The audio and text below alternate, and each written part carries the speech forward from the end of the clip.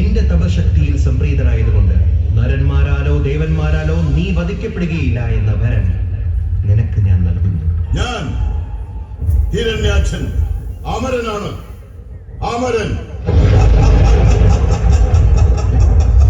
ബ്രഹ്മദേവനിൽ നിന്നും വരം നേടിയതിനു ശേഷം ആദ്യം അവൻ പ്രതികാരം ചെയ്യുവാനായി പോയത് ഭൂമിദേവിയുടെ അടുത്തേക്കായിരുന്നു.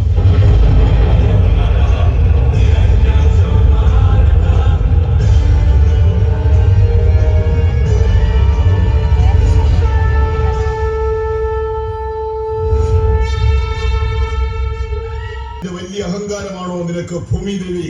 ആ അഹങ്കാരത്താലാണോ എന്നെ ഈ ഹിരണ്യാക്ഷനെ എതിർക്കാൻ തുടങ്ങിയത്? ഇപ്പോൾ ഞാൻ നിന്നെ പാതാളത്തിന്റെ അഗാധതയിലേക്ക് താഴ്ത്തുന്നതാണ്. ഈ സ്ത്രീകളെല്ലാം അപരകാണെന്ന് വിശ്വസിക്കുന്നു അല്ലേ? അതേ വിശ്വാസത്തിൽ സ്ത്രീകൾ ആർക്കും തന്നെ നിന്നെ വധിക്കുവാനുള്ള ക്ഷമതയില്ലെന്നും നീ തെറ്റിദ്ധരിച്ചിരിക്കുകയാണ്. എന്നാൽ മൂഢ, സ്ത്രീകൾക്ക് ശക്തിയില്ലാത്തത് കൊണ്ടാണോ അവൾ സന്താനങ്ങൾക്ക് ജന്മം നൽകുന്നത്?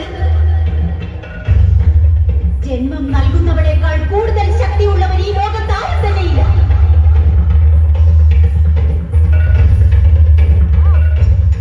നിന്റെ വരുമാനത്തിൽ നീ അഹങ്കരിക്കുകയാണല്ലേ? പുരുഷന്മാർക്ക് നിന്നെ വസിക്കുവാൻ കഴിയില്ലെന്ന അഹങ്കാരം സമയമാകുമ്പോൾ ഈ അഹങ്കാരം നിന്നെ അർത്ഥരാക്കുന്നതാണ്. നീ ജീവിതം നഷ്ടപ്പെടുത്തിയ ഒരുപാട് സ്ത്രീകളുണ്ട്. അവരുടെ വേദനകൾ നിനക്ക് ശാപമായി മാറുന്നതാണ്.